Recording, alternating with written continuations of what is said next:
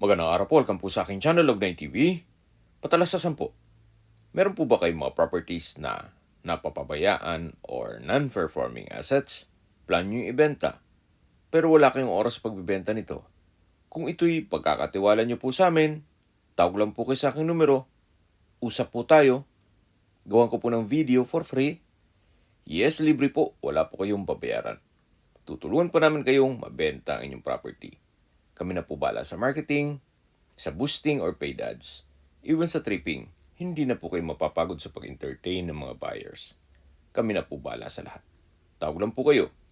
Nandito po tayo ngayon sa Cuenca, Batangas kung saan meron po tayong bagong video presentation. Isang farmhouse na along Barangay Road. Yung first part ng video ay yung main road. Then, ito pong binabaybay natin ay secondary Barangay Road. Hindi pa siya develop, kaya once na mag-set tayo ng tripping, please manage your expectation. Ito po yung Barangay Road na kung saan abot po yan hanggang dun sa property binebenta.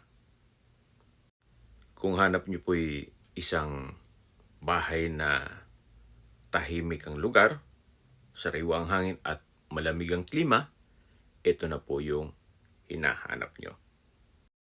May access na rin po dito ng tubig at kuryente.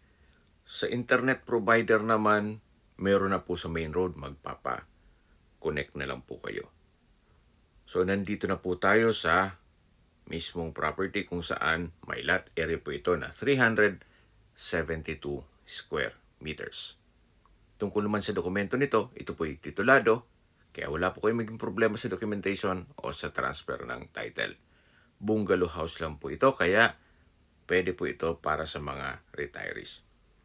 Kung hindi naman po ganun ka selan at walang ganong budget, pwede na po ito. Kung gusto nyo isang simpleng buhay probinsya, na hindi na po kayo magpapatayo ng bahay, gawa ng ito'y livable naman. Kaya you might consider this property, gawa ng sa taas po ng materyales at labor cost ngayon, o construction cost ngayon, pwede na po ito. So ito po yung extension ng balkonahe. At sa dulo po yung harapan ng bahay at nandun din po yung main door. Pero unahin po natin yung dito sa dulo, sa may kusina. At ito po yung malapit sa gate.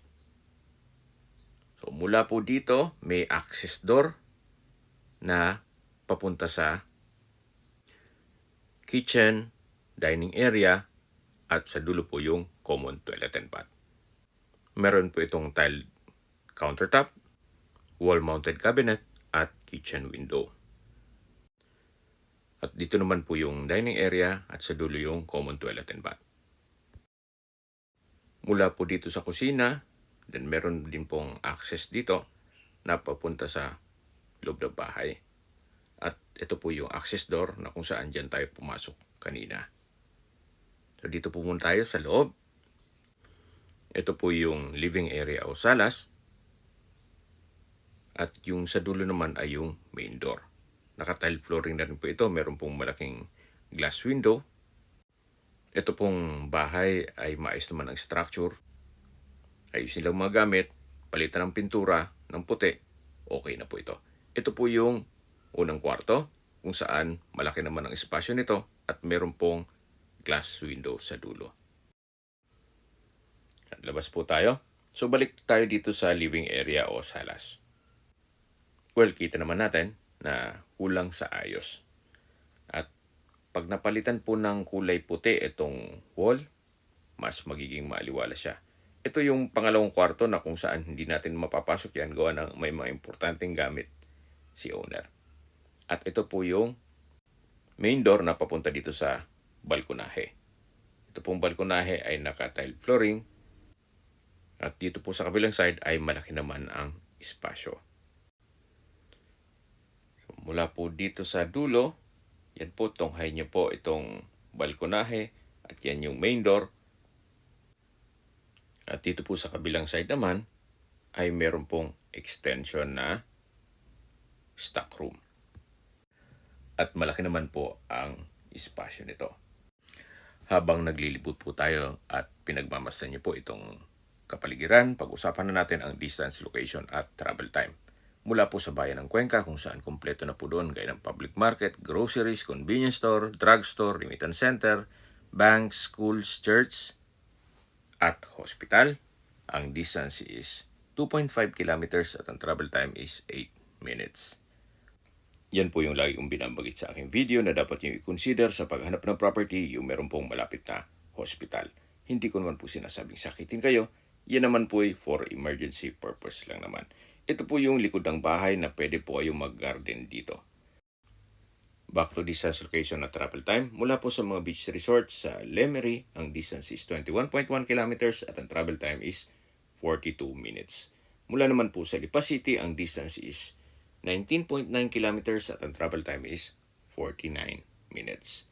Mula naman po sa Manila o sa airport, ang distance is 91.1 kilometers at ang travel time is 2 hours and 16 minutes.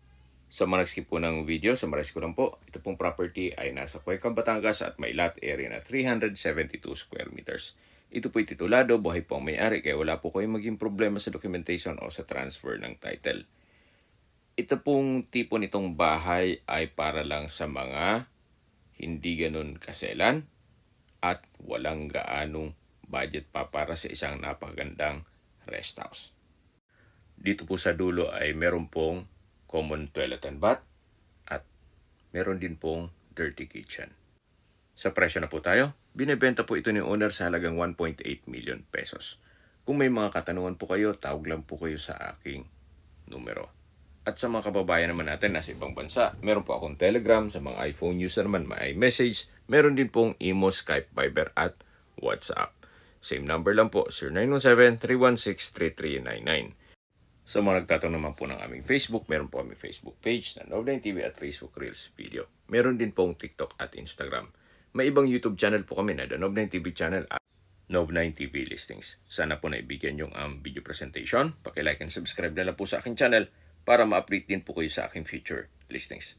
Kung sakali po hanap niyo yung mas malaking sukat ng lupa, meron din po kami ibang listings na pwede niyong pagpilian. Huwag po kayo mag-atubiling tumawag sa amin, then let us know your budget para malaman namin kung anong property pwede namin ilok sa inyo. Sa lahat pong viewers, subscriber at nagtiwala po sa amin, salamat po sa suporta.